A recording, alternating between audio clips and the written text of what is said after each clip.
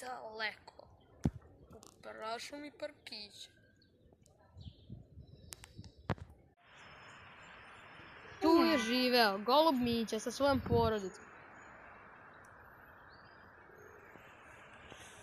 Ali oni su nebitni za ovu priču.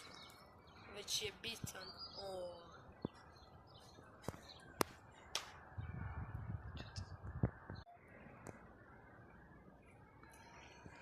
Ali on se zaglavio na zidu.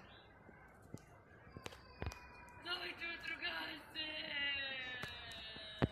On je očajnički tražio za pomoć. Ali ovaj čovjek nije hteo da mu pomogne.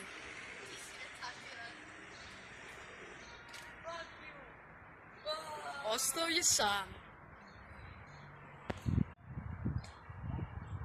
On se koprca. A ovaj čovjek samo gleda show.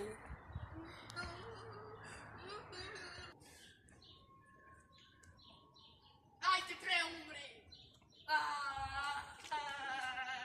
Hteo je da skoči.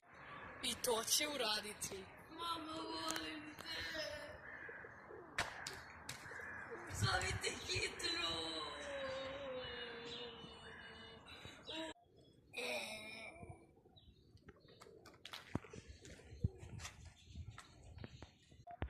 I tako se završava ova priča.